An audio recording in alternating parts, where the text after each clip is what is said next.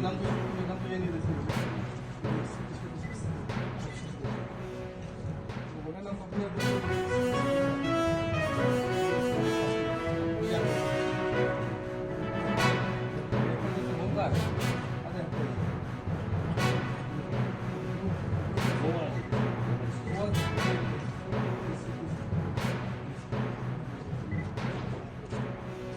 गली sir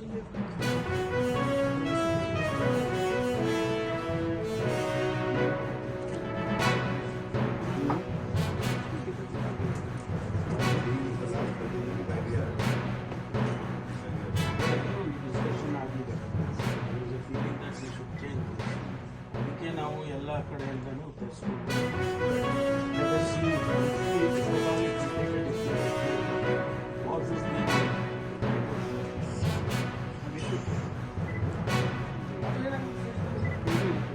luggage त्रास ಅದು ಕೂಡ लगेज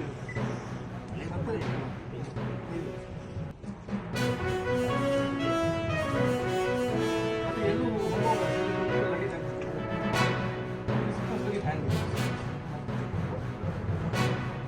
ಸರ್ ಇನ್ಫ್ಯಾಕ್ಟ್ ಅದು ಕೂಡ ಲಾಂಡ್ರಲ್ಲಿ ಡಿಫ್ರೆನ್ಸ್ ಮಾಡಲಿಕ್ಕೆ ಲಾಂಡ್ರಲ್ಲಿ ಮತ್ತೆ ಎಲ್ಲ ಒಂದೇ ಥರ ಕಾಣ್ತಾರೆ ಸರ್ ಏನು ಪ್ರಾಬ್ಲಮ್ ಇದೆ ಅದೇ ಪ್ರಾಬ್ಲಮ್ ಅಲ್ಲಿ ಅವ್ರಿಗೆ ಆ ಡಿಫಿಕಲ್ಟಿ ಇದ್ದರೆ ಇಲ್ಲಿ ನೋಡಿ ಆಂಧ್ರದಲ್ಲಿ ತೆಲಂಗಾಣ ಕೇರಳ ಇವನ್ ಇದು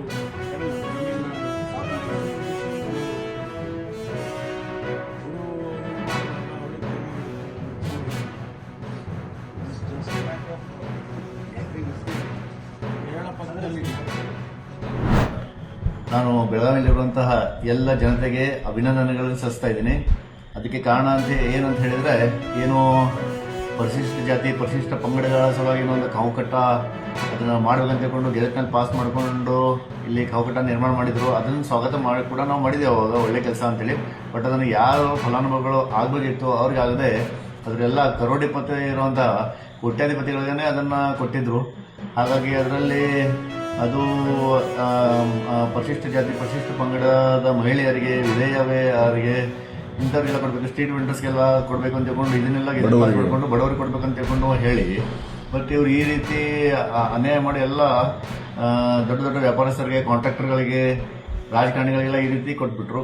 ಅದು ಭಾಳ ಖೇದ ಅನಿಸಿತು. ಜನತೆಗೆ ಅನ್ಯಾಯ ಆಗ್ತದೆ ಅಂತ ತಿಳ್ಕೊಂಡು ನಾನು ಇದರಲ್ಲಿ ಒಂದು ಮಾನ್ಯ ಬೆಳಗಾವಿ ಪ್ರಾದೇಶಿಕ ಆಯುಕ್ತ ಕಾರ್ಯಾಲಯದ ಒಂದು ಇದರ ಬಗ್ಗೆ ತನಿಖೆ ಮಾಡಿ ಅವ್ರ ಮೇಲೆ, ಅವರು ಕಾರ್ಪೊರೇಟರ್ ಆಗಿದ್ರು ಅದರಲ್ಲಿ, ಇವರು ಮಂಗೇಶ್ ಪವಾರ್ ಹಾಗೂ ಜಯಂತ್ ಜಾಧವ್, ಇವರಿಬ್ಬರಿಗೂ ಡಿಸ್ಕ್ವಾಲಿಫೈ ಮಾಡಬೇಕು ಅಂತ ತಿಳ್ಕೊಂಡು ನಾನು ಒಂದು ಪ್ರಾದೇಶಿಕ ಆಯುಕ್ತ ಮನೆಗೆ ಹೋಗಿದ್ದೆ. ಕರ್ನಾಟಕ ಮುನ್ಸಿಪಲ್ ಆ್ಯಕ್ಟ್ 1976 ಸೆಕ್ಷನ್ 26(3) ಪ್ರಕಾರ ಅನ್ವಯದಲ್ಲಿ ಇವ್ರಿಗೆ ಡಿಸ್ಕ್ವಾಲಿಫೈ ಮಾಡಬೇಕಂತ ಹೋಗಿದ್ದೆ. ಆ ಪ್ರಕಾರ ಅದು ಪ್ರೂವ್ ಆದ ನಂತರ ಅದನ್ನು ಪ್ರಾದೇಶಿಕ ಆಯುಕ್ತರು ಅದೇ ರೀತಿ ಆರ್ಡರ್ ಕೂಡ ಮಾಡಿದರು. ಅದ ನಂತರ ಅವರು ಮಂಗೇಶ್ ಪವಾರ್ ಅವರು ಹಾಗೂ ಜಯಂತ್ ಜಾಧವ್ ಅವರಿಬ್ಬರು ಅದನ್ನು UDಯಲ್ಲಿ ಅಪೀಲ್ ಹೋಗಿದ್ರು. UD ಸೆಕ್ರೆಟರಿ ಅಲ್ಲಿ ಹೋದಾಗ ಅಲ್ಲೂ ಕೂಡ ಅವ್ರಿಗೆ ಹಿನ್ನಡೆ ಆಗಿತ್ತು.